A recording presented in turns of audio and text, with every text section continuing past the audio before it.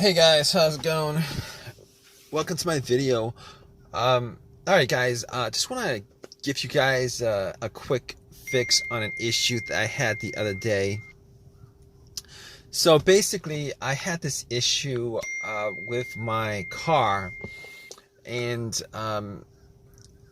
this came out of nowhere actually. The car was like driving fine for most of the day, and went to a McDonald's to get something to eat. Came out about 30 minutes later, got into my car and tried to start it, and it was not starting at all. There was no crank, there was no it was, but everything else worked inside the car. I mean, I was able to you know, the alarm worked. The alarm worked. Well, the remote worked. The all the lights on the dash worked. The blower motor works. Like everything worked as normal, except that it would not crank. It would not start up. It would not crank.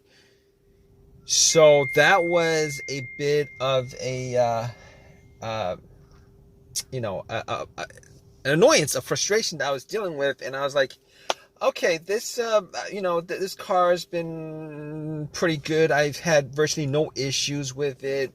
It's driven fine. There's no check engine light. Haven't had any issues with it since I had it.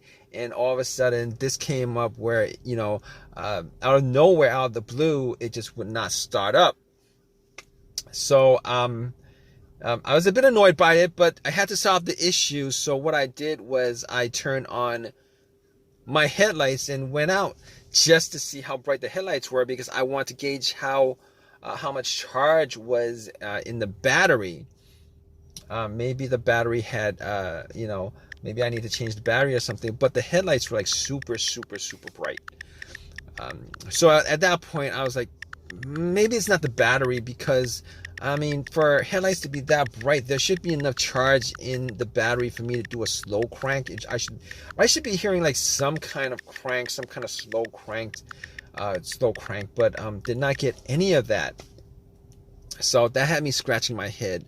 I went back into my car, and pretty much what I did was, I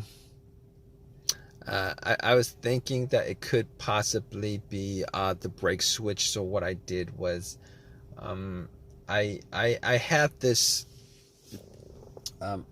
little, it's called a brake lock, where it locks the brake, but it's like for security reason. But I use that to push the brakes, and then went out to see whether the brake lights were working, and the brake lights were working just fine.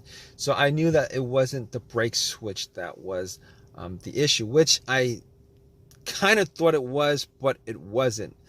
So after that, what I did was, I checked the battery, just to make sure, whether, the terminals were good, clean, etc., etc. Now, what I did notice was that the terminals were a little bit corroded. There was some white bluish stuff on there. So I had my Coke that I got from McDonald's, poured the Coke on the terminals, and had some napkins to clean it up.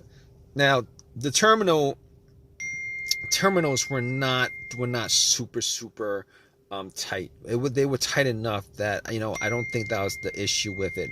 So it was tight enough. I took the terminals off, poured some Coke on it, cleaned it with napkins, popped it back in, and for sure I thought that would actually fix the issue. Try to start it, it would not crank. Same situation, would not crank, would not start. So outside of that, I was like, okay, let's check the ground wire. The main ground wire, if you guys don't know, is the negative cable. Normally it hooks up to the frame of the car. So I was looking at the ground wire just to see whether there was any kind of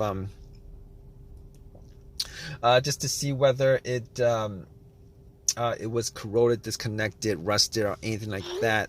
There was a little bit of rust, but nothing that I thought would affect the electricity going to the battery to the car.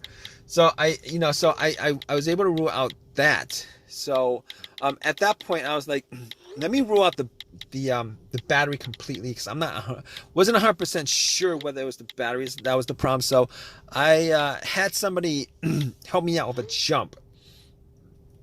Had the cables on there for a good couple minutes, maybe like a minute, and then try to crank it. Normally, it should crank at least a little, with it hooked up, and it did not crank at all. So because it didn't crank at all, I knew 100% that it was in the battery. At that point, I ruled out the battery, the ground wire, and I also ruled out the alternator being the issue. Because normally, if the alternator wasn't charging the battery and the battery is completely dead, the test for the alternator is if you put wires to the terminals, it should jump the alternator and then have and then it should at least crank up. And once you take the cables off, the car would die. So at that point, I could rule out the alternator. I could rule out all those things at that point. So basically, what I did was I got back to my car and I'm like, I was still hoping that there was a really simple fix to the problem.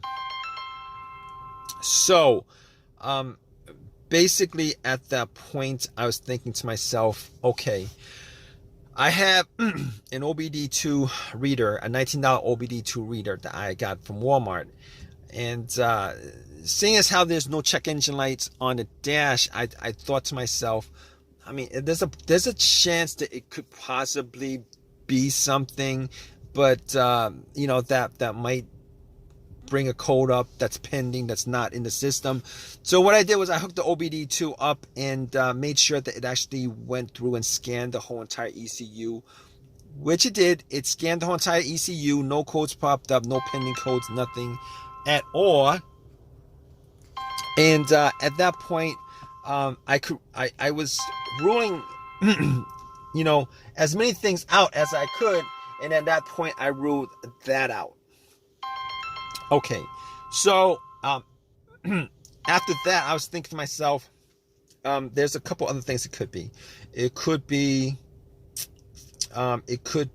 possibly be the fuses or the relays.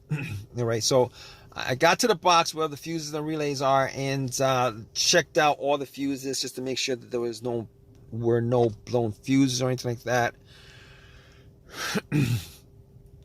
And checked out to see whether there was any kind of brownish tint on any of the top of the fuses. There was none. Didn't smell anything that was burnt. And then I recalled that there were two situations where I've experienced where the fuses caused my car not to start, and this was cars that I've had previously. One of those situations was the car that I had, there was no power at all to the car, nothing was on, etc., etc. And in that situation, it turned out to be the main fuse that was blown. It was the main fuse that was blown. But once I swapped that out, it actually fixed everything. But that's not this situation here, because I was getting power to everything else except it wouldn't crank. It wouldn't start, it wouldn't crank. So that was in the situation. The other situation where where there was a fuse issue that caused no start was the car would crank but it wouldn't turn over. It would crank but it wouldn't turn over, and that fuse turned out to be either the CPU, the fuse to the CPU, or the fuse to the fuel pump. Now that unfortunately wasn't the quick fix for this car, because there's no cranking. This car is not cranking. It's not cranking at all. So that wasn't the problem. At that point, I was thinking to myself, all right, we've eliminated a lot of things. Let's go with the next most obvious thing, which is the relays. And I actually thought it may have been a relay that would be causing the issue. So basically what I did was I swapped out one of the relays for the other relay and try to start the car up. And unfortunately, it wasn't an easy fix because it didn't start up. It was the same situation. It would not crank, would not start. And at that point, I knew that it wasn't the relay that was the cause of this issue. So basically, at that point, I thought to myself, okay, it was probably a couple of things. Could be the key fob or the starter. Now, I didn't think it was the starter because had the starter changed up about a year and a half ago. Kind of pretty much had the same, all the same symptoms that I had with this situation, but seeing as how the starter was a year and a half ago that was changed out, and probably put in maybe like 15,000 miles on the car. It wasn't the first thing that popped up, and it wasn't the second thing that popped up. It was, so I pretty much eliminated to the starter, had the car towed back to my house, and once I got there, I pretty much redid all the, went through everything, the fuses, the relays again, double check the battery, charged it up overnight, etc., etc. None of that was the issue. So at that point, I thought it was, it was probably the starter. So I got to the starter and did a direct jolt to it, where I actually put the positive of the battery, got another wire, put a positive of the battery to the, and try to jump the starter, and the starter was completely dead, would not jump. At that point, I knew like 99% was the starter. Took it out, went to AutoZone, had them tested it, and it was definitely the starter that was the problem. And because the starter was warranted had a lifetime warranty on it, got another free starter, popped it in, and it worked. And it's been working ever since. So if you guys are stuck in this situation where you guys are looking for a fix for it, there's a good chance that probably one of the things that I went through in this video could possibly fix your situation. Hopefully it's not the starter where you're stranded until you get the starter changed up.